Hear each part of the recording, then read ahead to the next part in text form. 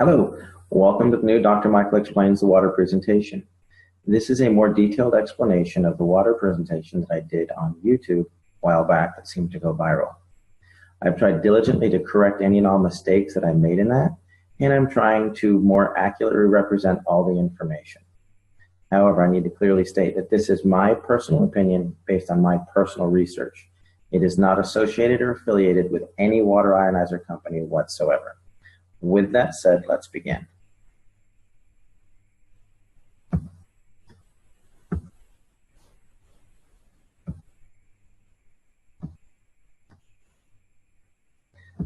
There we go. Excellent. I named this presentation The Magic of Sky Water because of what it did for my daughter. Many of you have asked what happened. Basically, my daughter Skylar was born back in May of 2009 with a severe case of gastroschisis. She was literally born inside out. Everything that was supposed to be on the inside was the outside. Stomach, liver, pancreas, spleen, small intestine, large intestine, bladder, and right ovary. She went through a period where the biggest complication was known as acute dehydration syndrome. She spent a year at Scottish Rite. She came home after 2 colostomies and a resection of her bowel. When the dehydration would hit, this would be her mid-afternoon one day, and this was her that evening after she'd been revived at the hospital. Basically, the bowel would shut down, and so I became a hydration expert. I tried every pill, potion, water ionizer you can imagine, and we came through it when someone introduced us to the Enagic SD501. That is Skylar today, and at the time that we tried it, I was actually completely opposed to alkaline ionized water. When it worked, I was a little dumbfounded. So I had to figure out why, and here's what I found. The difference between the healthiest person and the sickest person is broken down into 2 components. Muscles, ligaments, bones, organs, tissues, etc. These all add up to 28% of the patient.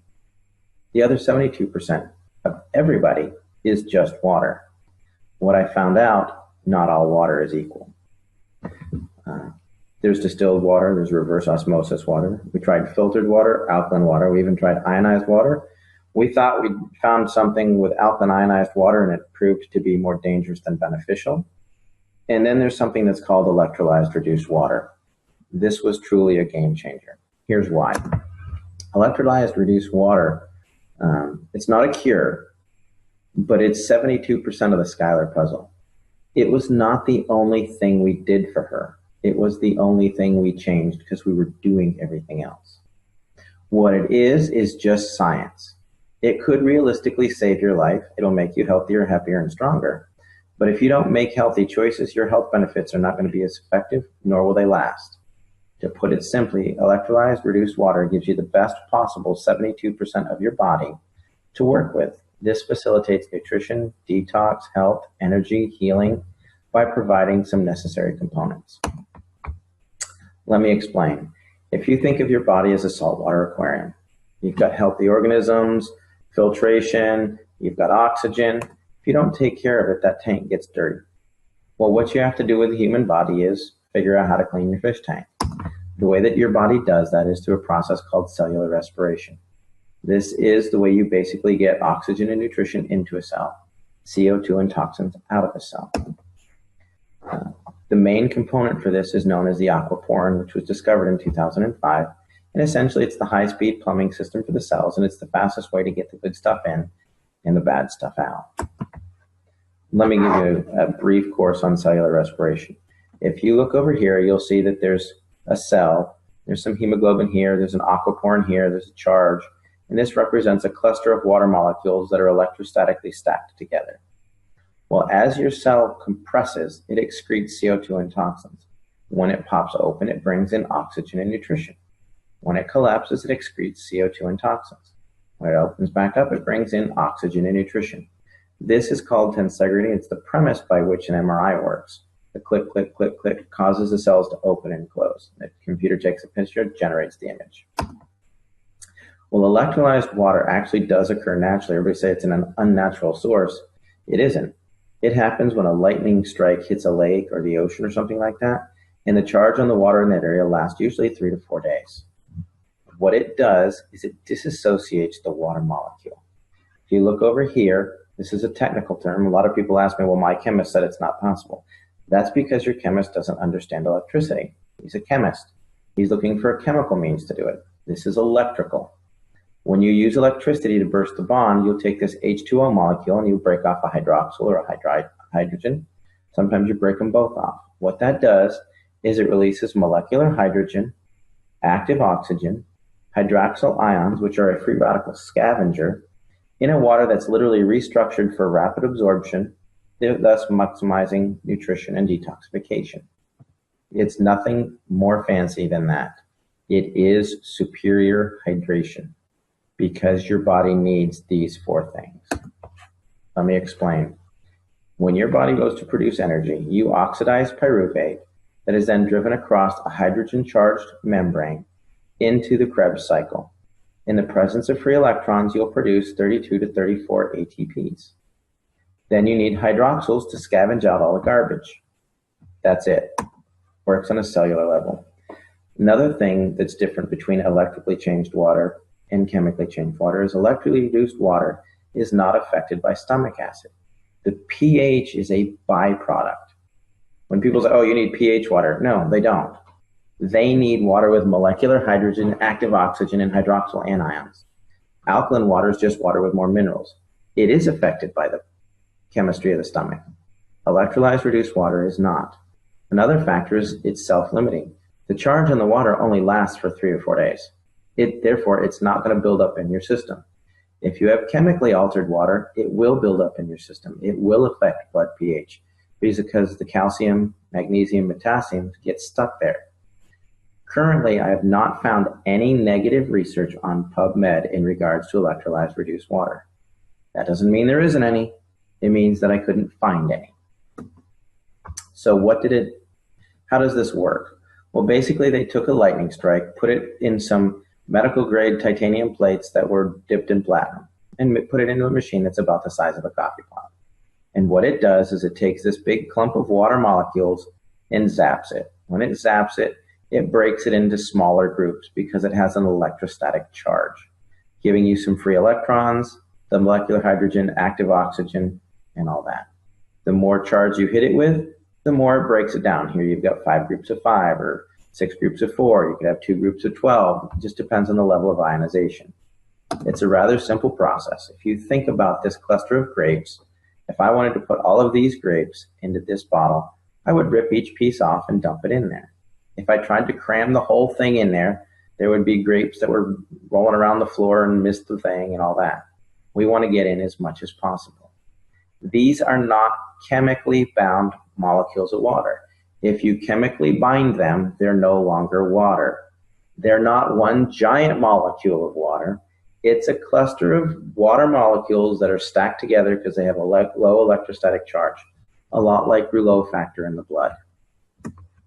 Another way to look at it is when my son was rolling around on the carpet, his hair got a high static charge. He's actually holding onto a necklace that's not causing his hair to stand up. But what happens is the hair dispersed. It got its own little static charge and it caused it to stand up and spread out instead of laying down clustered together. When you ionize water, you're causing the water molecules to disperse. That's all you're doing. If you want to research this phenomenon like I did, don't use Google. It is my personal favorite search engine, but it's also the one that's most manipulated and hard to reference accurately. Besides, you can support anything with a quick Google search. The world was supposed to end several times. Just check Google. Instead, we're looking at something more scientific and how it affects the body. Do clinical research on PubMed, and you'll find that if you look up electrolyzed reduced water or hyphenate electrolyzed reduced water, molecular hydrogen, active oxygen, hydroxyl anions, free radical scavengers, you're going to find what I have found, that there's a lot of research to support this type of water. You're also going to find that if you look at pure alkaline ionized water, there's a lot of dangers that are associated with the remineralization component, which we'll get into in a moment. Molecular hydrogen is easily the primary benefit of electrolyzed reduced water. It literally charges the cell membrane of every single cell in the body, increasing its electrochemical potential. That means makes it healthier, able to get good stuff in and bad stuff out. It's also a critical component for the nervous system.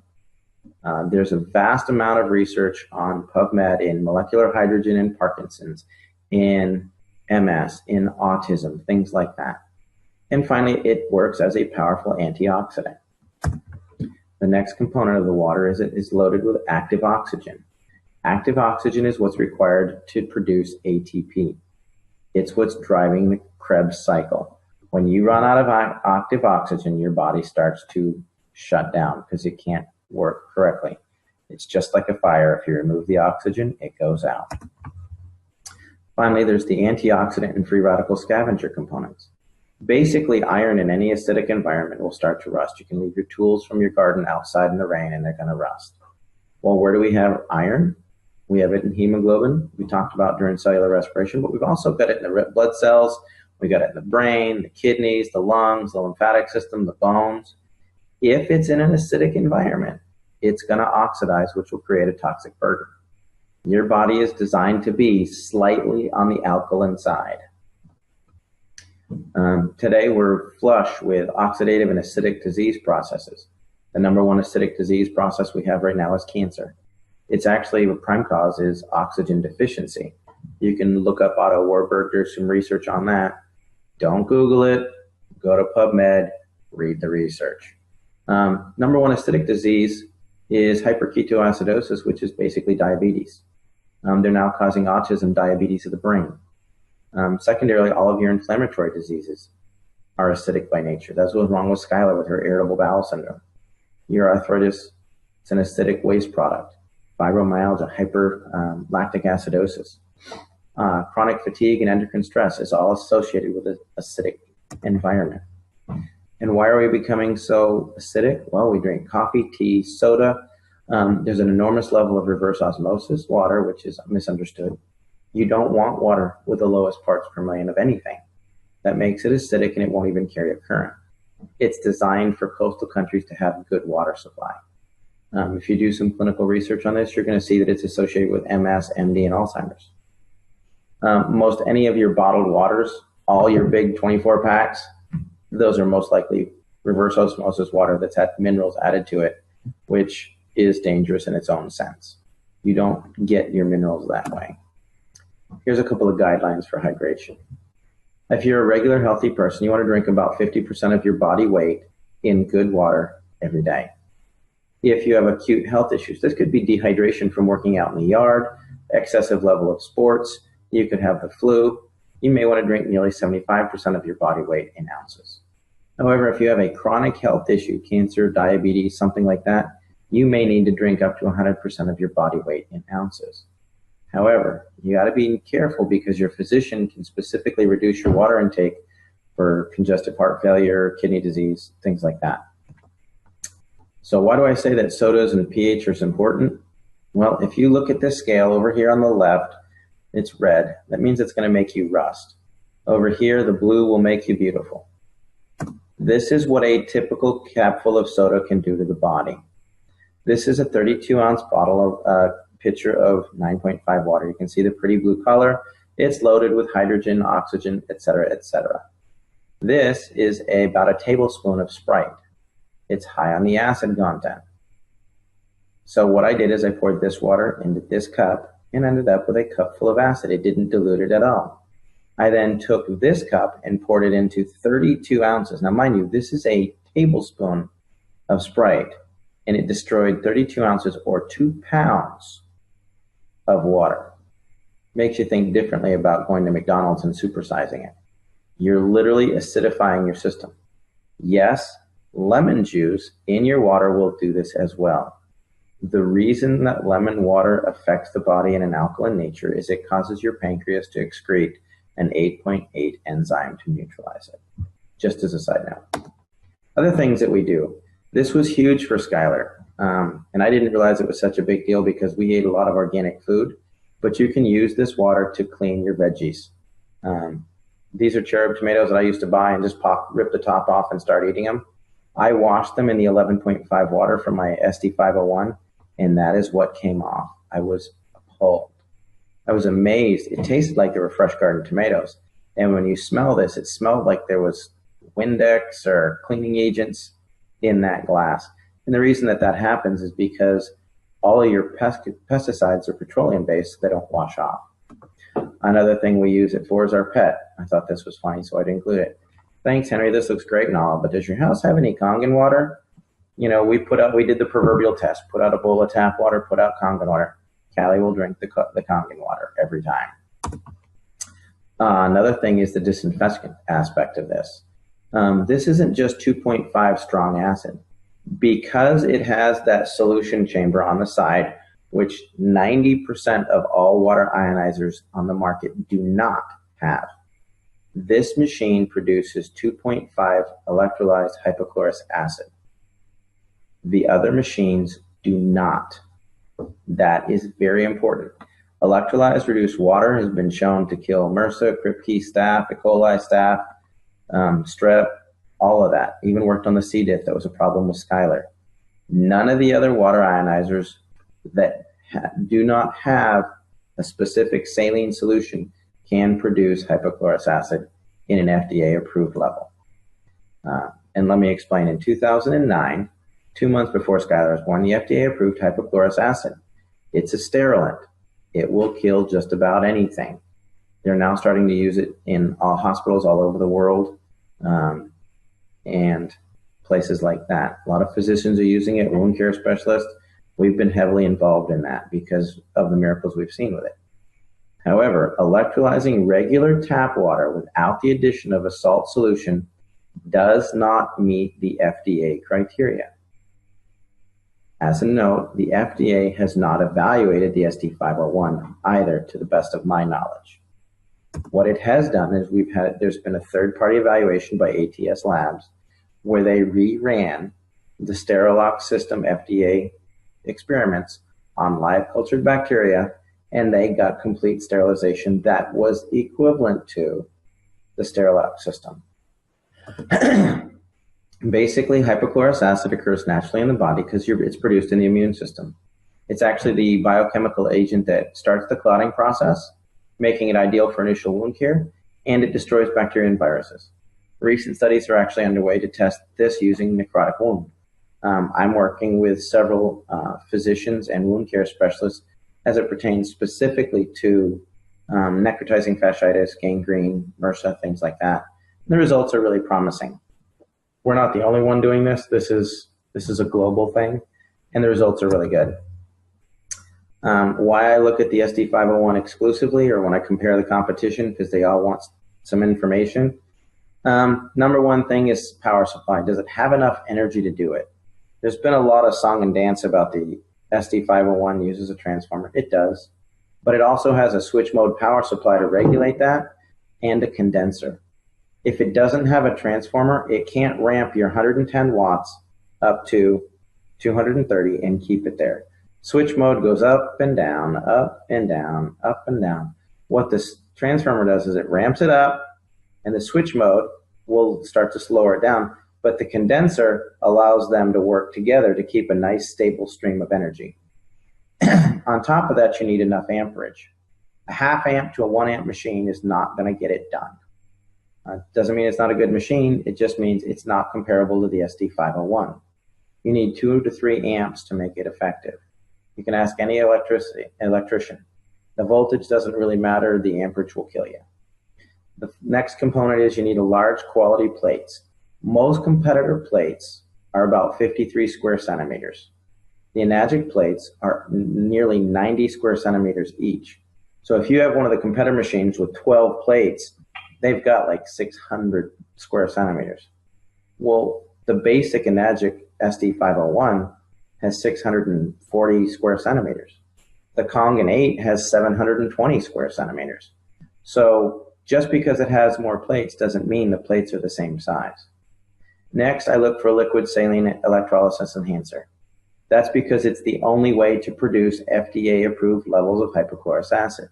If you're looking at a competitor's machine with 12 plates and a pH that goes from 1.1 to 12, and it doesn't have a saline solution enhancer, it's not a comparable machine. It will not do the same thing. Yes, it will produce 2.0 pH water, but it will not produce hypochlorous acid which is what you're looking for. Another thing to avoid is anything that says energy saver. When it says energy saver, it means it's underpowered. If it's underpowered, they're going to add in minerals and remineralize it and the necessary minerals for your body. That means it doesn't have enough power to get the job done. If they come in with a super fancy plate pitch, it's plated and it's mesh and it's a hybrid and it does this, you don't need it because solid plates are the most stable plates there are. And yes, they need more power to run effectively. And anytime they say there's a lifetime warranty, there's no such thing. I've bought several machines that I'll explain in other videos. We're getting to do a detailed thing on competition. Basically what they'll do is when they start to have problems, they sell off that brand, that machine to a third party and it voids all the warranties. It happened to me twice. The ST501 was about the 9th machine that I used. And I've kept looking because it may not be the best. I research this regularly, and sure enough, it comes out on top every time. I'm just going to hit this. Basically, when you're looking for power factors, it's watts times amperage times surface area. The ST501 has 358,000 PEUs. A typical 110 watt unit with 268 square centimeters of plate, which is a 5-plate machine and a half amp, is only at 14,000 PEUs, or about 4% of the power, so they have to add minerals. Finally, don't own a machine that you can't clean. I see a lot of line about plates, calcium, and auto cleaning. The Enagic ST501 auto cleans itself every 15 minutes. And they have a manual cleaning cartridge that gets rid of not just the calcium on the plates, but the calcium in the lines. It gets rid of the calcium, the mold and the stuff in the lines and the housings. I've taken apart several machines, and they're loaded with mold in the housings, the tubing, but the plates look good. Some of the plates erode on some of the competitors, but that's another thing. In fact, most municipal water supplies are getting worse and worse and worse. And Enagic is staying abreast of this and realizes that they need to have a dedicated team of technicians that can completely clean your machine. If you can't clean your machine, you're most likely going to be drinking mold. That's my opinion. I could be wrong. But the machines that I've taken apart, I found mold in every one of them. And I took care of them according to manufacturer's standards. Here's a couple of plates. This is the size of the plates on my Royal machine. When it stopped working, this is a Jupiter. They look scorched. This was the ST501. These are about 6 years old. I had some corrosion here. This was my microlight. When the company failed to honor the warranty that was lifetime, I took it apart to see what was inside. You can see there's a burn mark here where the plate started to corrode. This is the Jupiter. Actually, if you come back here, you can see this is the mold that I was talking about in the lines and in here. Now, these, mind you, were machines that never needed cleaning. These plates don't have any calcium on them. They were accurate. There's no calcium on the plates, but the machine was not clean. There's a reason why everybody compares themselves to the ST501. Basically, it is the industry standard. It's superior maintenance and cleaning. The quality of the plates are unsurpassed. The superiority of the power supply, to the best of my knowledge, it's the only one that uses a transformer and an SMPS and has a condenser. You can literally unplug an ST501 while it's running, and you're going to about another 10 seconds of power out of it. And that's just draining out the condenser that makes sure that the power stays even. It's one of the longest companies in the history of the industry. They have a wider diversity of uses for the water, the types of water it produces. And it's one of the few that actually use an electrolysis solution for hypochlorous acid. If their machine is bragging that they don't use a solution, it doesn't work. You can't use it for sterilization, period. Why I personally feel the ST501 is the best, I tried 8 or more alkaline water ionizers. Bottom line is it worked for Skylar. Within 4 days, 80% of her symptoms had resolved. She had her first solid bowel movement in 10 days. And within 6 months, she was off feeding ports. Was it the water? Yeah, because it was the only thing left to try. Did it cure her? No. We were doing a lot of things. Enzymes, probiotics. She was doing her medications. She was doing protein powders, MCT oils, medium chain triglyceride. She was doing all that. But the water was allowing it to get into the cell and the bad stuff to get out. The short answer is it produces 7 types of highly bioavailable water. It is already endorsed by thousands of hospitals and thousands of doctors and used in hospitals all over the world. The drinking water it creates has high levels of hydrogen, oxygen, and antioxidants. It can also be used for FDA-level disinfecting, cleaning, food prep, and cosmetic. Hopefully we'll clarify some stuff, and that should help you people a lot. And if there's anything that I can do, let me know. Look forward to some more meetings that we're going to have coming up. More webinars. We're going to be doing a detailed explanation of Skylar's story. We're going to talk about electrolyzed reduced water and the science behind it in detail. There's a detailed presentation on hypochlorous acid. Everybody's really looking forward to the Dr. Michael Explains the Competition and why I say that there really isn't any. By the time you buy some of the competitors, there's some that go, why the SD501 doesn't work, or it's a pyramid scheme or whatever. They honestly have no idea what they're comparing. If you look at their machine and spend $3,200 or $2,500 for it, you have to turn around and spend another $3,000 to $5,000 for a hypochlorous acid machine. Then you have apples to apples. You don't get that when they're trying to pitch you on why you don't want the SD501. Bottom line is, it is the best machine that I have found. The only thing that I think may rival that is the Kangen 8, which has 8 plates. I've used it. It's phenomenal. We recommend it a lot. I look forward to having you getting some feedback on this. Have a great day.